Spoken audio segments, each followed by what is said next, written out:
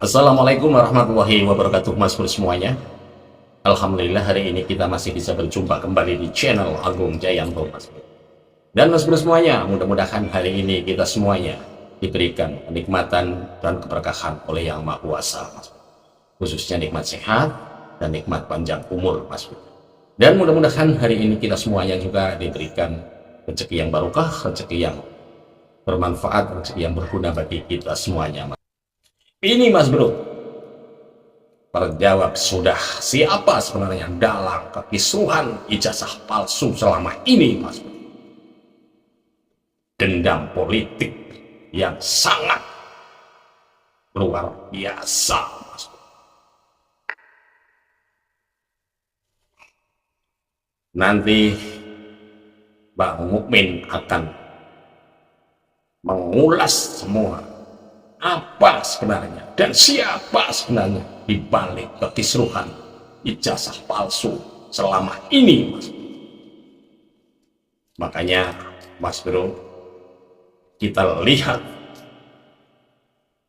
kelompok TPUA sekarang udah cakar-cakaran, udah saling serang, saling sikut, dan saling memfitnah, saling menuduh karena bagiannya mungkin tidak merata atau mungkin tidak menerima, Mas Bro.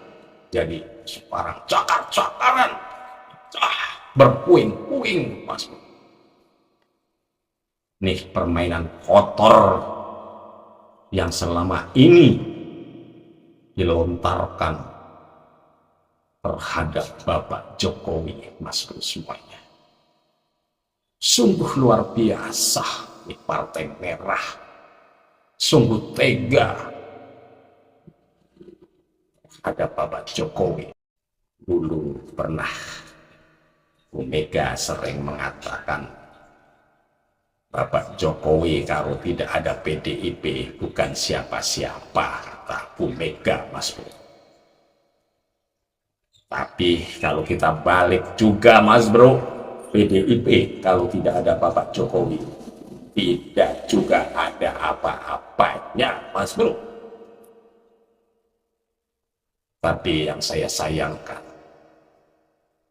begitu teganya Partai Merah ini terhadap Bapak Jokowi, Mas Bro. Padahal Bapak Jokowi sudah memberikan yang terbaik buat PDIP. Tapi ternyata balasannya sangat luar biasa. Sungguh tega, Mas Bro semuanya. Mas Bro, ayo kita dengarkan Bang Mukmin menerangkan dari awal sampai akhir terjadinya dalam dibalik kericuhan ijazah palsu ini, Mas Bro. Let's go!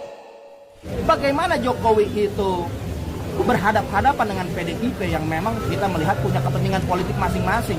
PDIP punya balas dendam terhadap Jokowi karena perjuangannya untuk menaikkan Puan Maharani ini gagal, dijegal oleh Jokowi. Nah, saya bilang stop, Bang Egy, udah kita jangan lanjutin. Biarlah mereka tempur. Cebong sama cebong biar berantem aja. Tapi Bang Egy mungkin nggak enak, akhirnya ikut masuk. Justru mereka menamakan masyarakat, menamakan rakyat. Apa rakyat mana? Rakyat yang mana? Karena Presiden Prabowo 58,6% itu rakyat. Itu pemenang. Berhak mengatasnamakan rakyat. Jangan mereka mengatasnamakan rakyat. Rakyat yang mana? Rakyat Anies sedikit. Jangankan juga rakyat Anies, rakyat PDIP sedikit. Mereka bergabung berdua. Bukan nama rakyat, bukan nama mengatasnamakan rakyat. Mereka selalu mengatasnamakan rakyat. Padahal yang dibela PDIP. Padahal yang dibela PDIP. Dengan bukti apa? Hadirnya Eros Jarot bersama Roy Suryo. Sebelumnya Rizal Padilla ke DPR bertemu dengan Adiana Pitupul. Itu serangkaian. Dan ini sepertinya mereka belum. Itu tadi, Mas Bro, penjelasan Pak Mukmin yang sudah menjelaskan sejelas-jelasnya siapa sebenarnya dalam dibalik kericuhan ijazah palsu selama ini, Mas. Ternyata tidak ada lain Partai Merah, Mas Bro, yang sangat tega terhadap Bapak Jokowi. Bapak Jokowi itu uyat, caci maki, difitnah, direndah-rendahkan, karena semua ada dalamnya, Mas. Ini manusia yang tidak mempunyai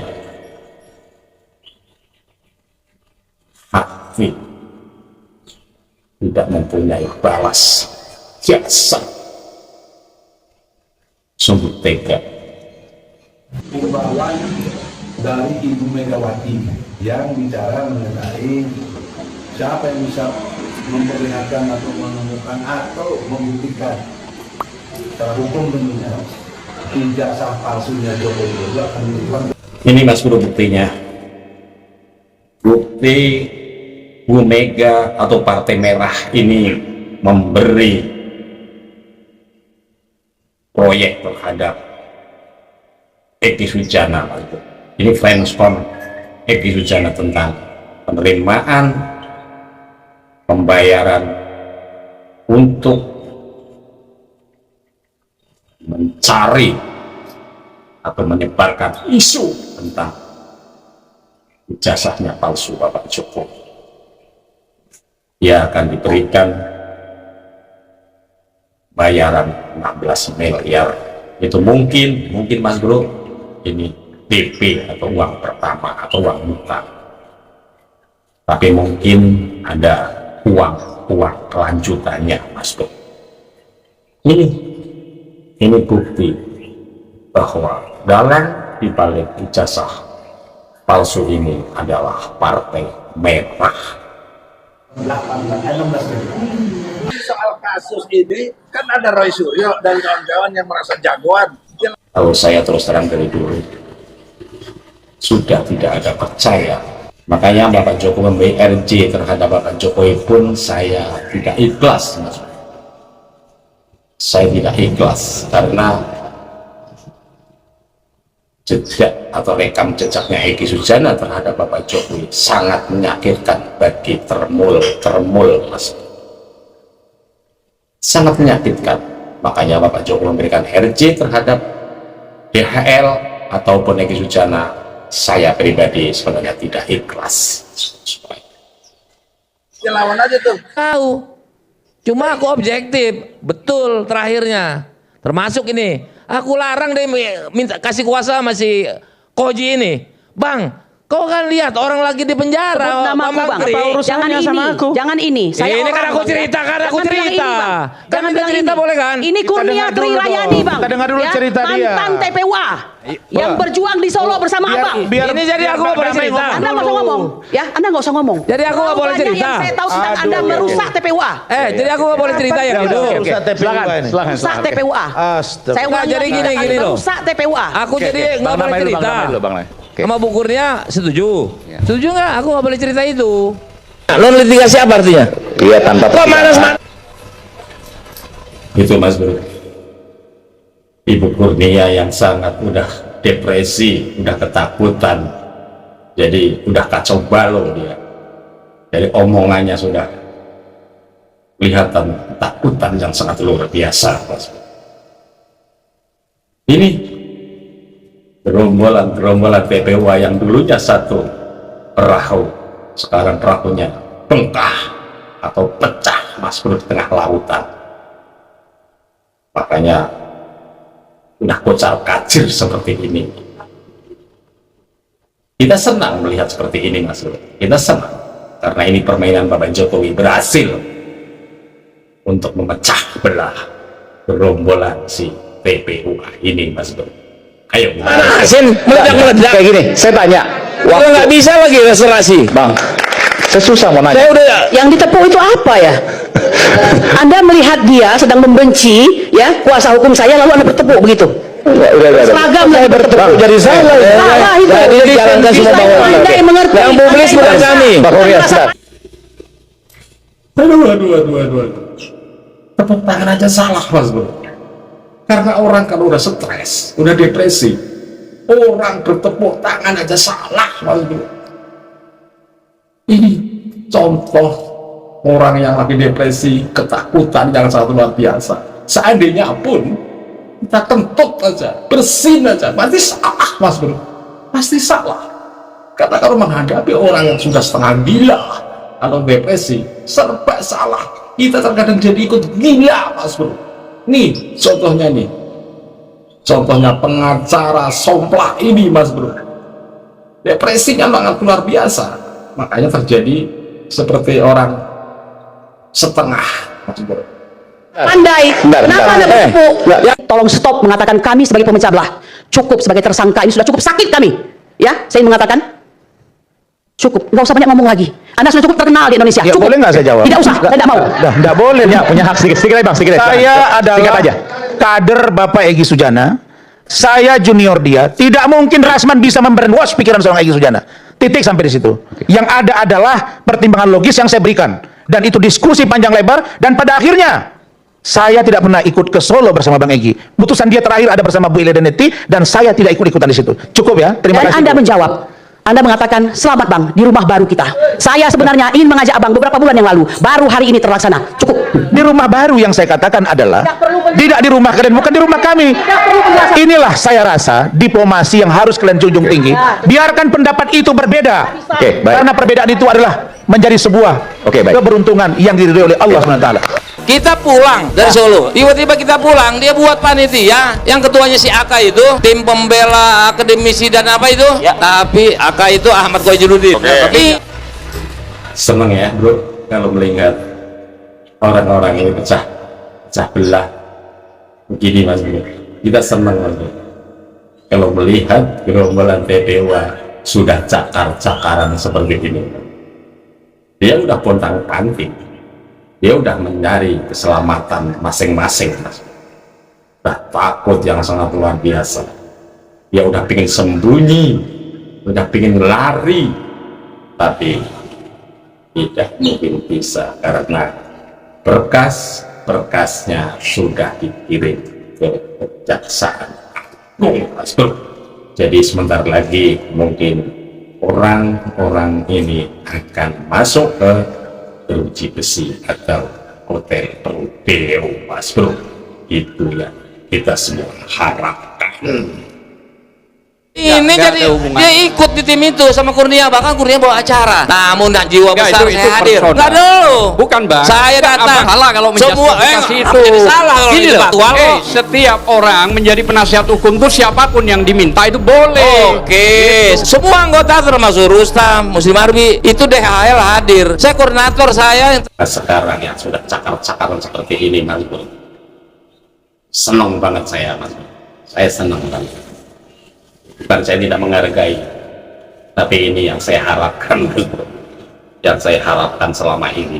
yang tertua, saya konseptor. Tunggal konseptor saya. Apapun kegiatan DPWA, silakan bantah. Ya, kalau soal itu benar, tapi makanya akhlak itu penting. Jauh lebih tinggi daripada konseptor. Maksud saya Kita jadi dengar cerita yang di balik ini. makanya kita harus ceritakan dong. Terus, Ini memperjuangkan persoalannya bukan itu. Ya, Ini persoalannya Egy balik badan. Statement dari Pak Egy sendiri. Kalau saya udah lihat atau Pak Jokowi menunjukkan ijazah saya pasti akan minta Itu maaf. di Juli 2025. Ya, nah sekarang sudah ditunjukkan kan di depan Itu nggak Polda, asli. ya.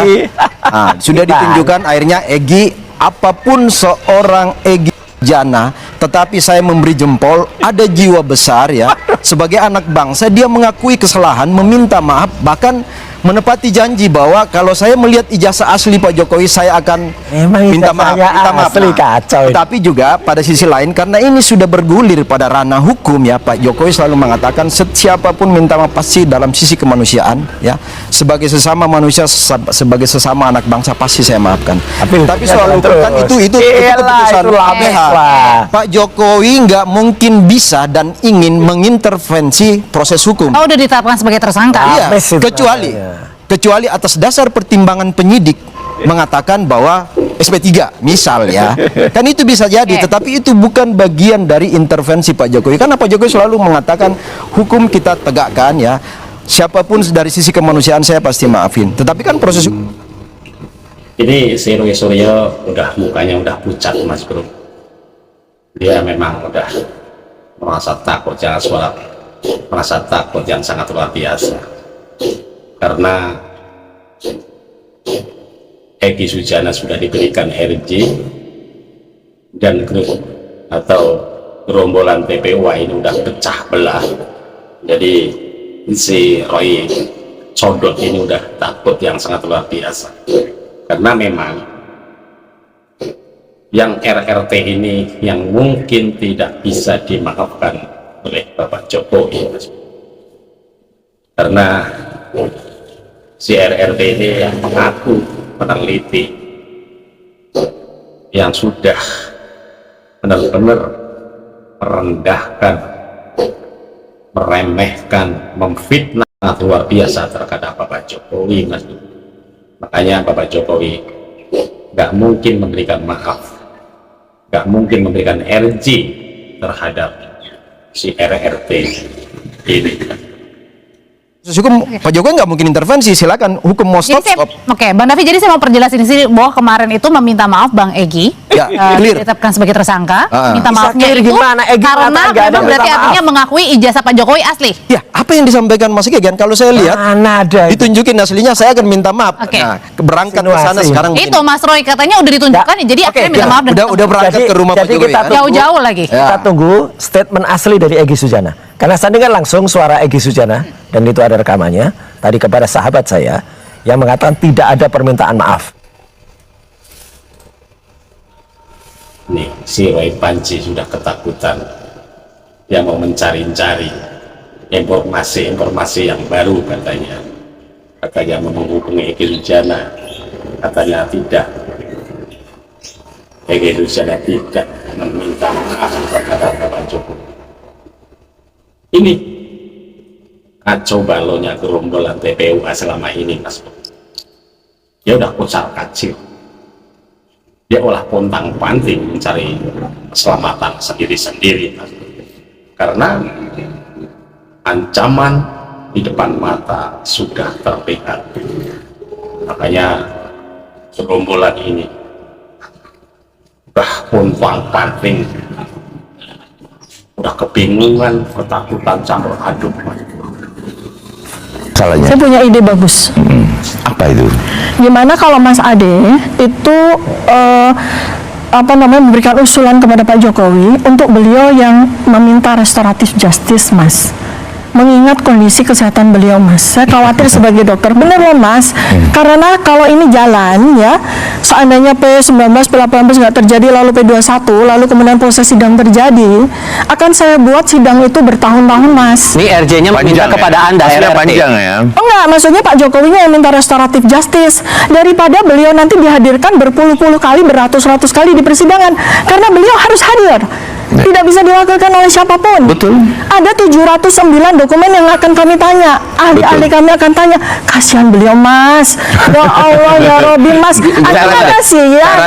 Dari tanggal 20 April, 24 April 2025 sampai dengan hari ini. Ya kan, untuk Mas, Anda kan bukan dokter, Mas. Ya, Saya yang dokter, kalau menurut Mas. Lucu ya, bro ya. Ini lucu banget, Mas Bro, si Tifa TV ini, Mas Bro. Malah Bapak Jokowi yang suruh minta RJ. Ini merayu ceritanya, Mas Bro. Dalam segi bicaranya, logat bicaranya, itu merayu seperti orang-orang yang di sana, Mas Bro. Terkadang kalau kita lewat pasti kadang gitu bahasanya, Mas Bro. Bahasa logatnya itu logat merayu. Masa Bapak Jokowi suruh minta RJ? Ini omongannya omongan kebalik, Mas Bro. Si Tifa ini nih, aduh, udah kacau nih. Ini saking takutnya, saking bingungnya, jadi aneh-aneh dalam bahasanya, Mas Bro. Aneh-aneh nih orang nih. Saya kasihan sama beliau, Mas. Benar. beliau siap kok. Ini harapannya udah sebegininya loh Ya, di tempat kita ini. kasihan, Mas. Ya Allah, Mas, kasihan. Semakin Gimana? kurus. Ke sana aja dong, silaturahmi. Dong. Ya kan? Tidak ada masalah. Ini Mas Ade, usul saya yang kedua. Kasihan katanya sama Bapak Jokowi, Mas Bro. Si Tifa katanya kasihan sama Bapak Jokowi, Mas Bro. Kenapa kasihannya baru sekarang? Itu tuh, si Tifa itu kenapa kasihannya baru sekarang? Dari dulu dia malah memfitnah, mengeluarkan kata-kata yang sangat tidak pantas. Tapi sekarang dia merasa ketakutan, dah kebingungan, mengeluarkan kata-kata kasihan. Bapak Jokowi tidak perlu dikasihani oleh kamu, Tifa. Bapak Jokowi cukup dikasihani sama si tremul ini, Tifa. Kita sama Pak Jokowi, Dr. Tifa itu S2-nya tentang imunologi, ya kan? Dengan senang hati kalau Pak Jokowi berkenan, saya mau treatment beliau, dengan senang hati. Kalau beliau memang mengundang saya, dok, saya mohon dong di treatment untuk autoimun saya, dengan senang hati, Mas. Kalau Nggak butuh, Tifa. Nggak butuh Bapak Jokowi memanggil Anda untuk treatment penyakitnya Bapak Jokowi. Nggak butuh. Bapak Jokowi sudah cukup. Bapak Jokowi dokternya, spesialisnya dari ujung rambut sampai ujung jari. Nggak butuh treatment dari ilmu-ilmu yang jelas dari kamu, orang-orang yang jelas seperti ini. Mau treatment Bapak kita, Bapak Jokowi, malah ntar diracuni lagi. Ya, kita tidak pernah menuduh beliau memalsukan ijazah loh. Ya, kita tidak pernah menuduh. Kita melakukan penelitian terhadap ijazah yang beredar. Tetapi kita tidak pernah mengatakan bahwa Pak Jokowi yang memalsukan ijazahnya. Berarti ada pihak X ya yang beredar di luar sana. Tuh, koplak kan Mas tuh. Ya tuh, cocoknya orang ini Mas, pelan banget Mas. Katanya sekarang mengatakan tidak menuduh jasa Bapak Jokowi palsu. Selama ini apa yang dikeluarkan dari cocoknya si Tifa ini, Mas? Palsu 10.000%, 1.000.000%, 99%. Selama ini gerombolan RRT ini kan sudah mengatakan bahwa ijazah Bapak Jokowi 1.000%. Tapi hari ini cocoknya si Tifa ini katanya tidak menuduh ijazah Bapak Jokowi palsu. Ini adalah ketakutan. Ini adalah orang yang sudah depresi, orang yang sudah kebingungan, ketakutan, karena di depan mata sudah diancam 12 tahun penjara. Sana yang belum muncul, yang merupakan pelaku dari pemalsu ijazah itu. Jadi sebetulnya dari sejak awal, sejak tanggal 30 April 2025, itu Pak Joko Widodo itu salah sasaran. Datang menemui Bang Egy Sujana dalam rangka apa, mungkin bukannya ada sesuatu yang sangat serius nih. Saya hari ini dipanggil oleh keluarga Bang Egy, disuruh Bang Egy untuk datang ke sini untuk mengklarifikasi atas statement yang dilakukan oleh Kozinudin. Kami atas nama keluarga dan pengacara Egy Sujana akan melaporkan saudara Kozinudin dengan fitnah yang dahsyat dan luar biasa. Dengan statement saudara, apakah saudara dapat mempertanggungjawabkan bahwa pejuang telah menjual menjadi pengkhianat? Ini luar biasa, ya. Bagus semuanya. Ibu Eli melaporkan pengacara si Kompel dilaporkan oleh Ibu Eli karena sudah memberikan komentarnya terhadap Egy Sujana yang tidak pantas. Makanya Ibu Eli melaporkan pengacara si Kompel ini yang dulu satu perahu yang sangat besar, sangat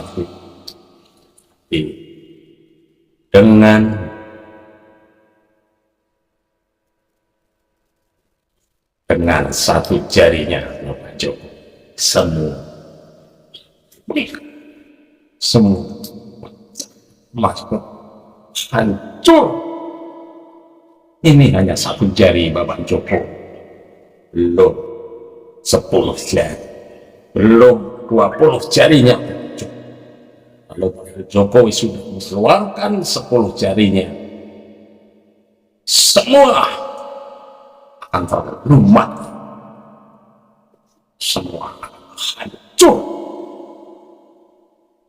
Kalian sudah terlalu mengada-ngada. Kalau kau paham hukum, Kozinudin, kau jangan berpidato, ya. Kau edukasi aja hukum yang melekat pada klienmu. Jangan hanya pidato melebihi kepentingan klien kamu. Jadi sekali lagi, malam hari ini media dan rakyat Indonesia bisa menyaksikan begitu kompaknya kami, ya, begitu kompaknya kita. Dan kita sekali lagi berterima kasih kepada ibu-ibu, kepada bapak-bapak yang semua yang bersamai, ya. Rakyat Indonesia bisa menyaksikan. Hanya kehilangan 2 tuyul itu kita nggak masalah, ya. Loh, kan ada gitu, ya kan? Katanya itu adalah surat At-Toha, ya. Oh, menyamakan dengan Nabi Musa dan Nabi Harun, menghadapnya Fir'aun. Lebih baik kita gunakan 2 tuyul menghadap jin ibrit, ya. Itu yang Roy Suryo ini mengadakan fanpage begini ini sebenarnya udah merasa kebingungan dan ketakutan, Mas. Dari logat bicaranya, dari omongannya udah bisa baca bahwa omongannya kata-kata kompak, kata-kata bersatu. Ini bahasa kiasan yang sebenarnya ini contoh kebingungan. Orang yang sudah mempunyai rasa kebingungan atau depresi pasti mengeluarkan kata-kata untuk membela diri, untuk menutupi kelemahan-kelemahan yang selama ini Roy Suryo sebenarnya banyak kekurangannya, Mas. Ini Roy Suryo sebenarnya udah takut yang sangat luar biasa karena perpecahan di gerombolannya sudah tidak bisa diselamatkan lagi. Makanya si Roy Suryo mengeluarkan kata-kata kompak. Ini kata-kata kompak, ini kata-kata palsu. Sebenarnya kata-kata palsu kalau kita amati dan kita dengarkan. Ayo Bro, kita lihat lagi. Prihatin. Trust defisit. Defisit kepercayaan. Sama lain sudah tidak percaya, sudah saling mencurigai, sehingga terjadi fenomena seperti ini. Harusnya kan tabayun, ya. Tabayun apa yang sesungguhnya terjadi dan bagaimana apa latar belakang, sehingga dapat informasi yang utuh, sehingga kita tidak tuding-menuding di depan publik seperti ini ditonton banyak orang. Ini disebut dengan trust deficit. Kalau ini sudah terjadi begitu, sulit membangun kebersamaan, percayalah. Itulah tadi Mas Bro semuanya beberapa cuplikan tentang keributan di dalam TPUA yang sangat luar biasa dan sekarang sudah pecah belah, tinggal puing-puing, Mas Bro semuanya. Ini Mas Bro yang kita harapkan semuanya, bahwa permainan akan segera dimulai, Mas Bro. Ini permainan Bapak Jokowi yang tidak bisa ditebak oleh siapapun, Mas Bro. Cuman yang saya sangat risaukan dan herankan dalam dibalik kericuan partai ini, sangat luar biasa partai merah ini, Mas, membuat negara Republik Indonesia kacau balau, bikin negara Republik Indonesia ricuh gara-gara si partai merah selaku dalangnya. Ini kata-kata dari Bang Mukmin, Mas. Sangat biasa. Terima kasih Mas Bro semuanya sudah menyaksikan beberapa cuplikan yang sangat luar biasa ini, Mas Bro. Mari kita jaga situasi negara kita, Mas Bro. Jangan, saya tidak ada pesan-pesannya meminta pada diri saya sendiri maupun Mas Bro atau kayak semuanya. Ayo kita tolak hoak, karena masalah atau video-video ini mengandung hoak yang sangat luar biasa banyaknya, Mas Bro. Ayo kita jaga persatuan kita jaga NKRI kita, Mas Bro, karena NKRI adalah harga mati, Mas Bro. Salam waras.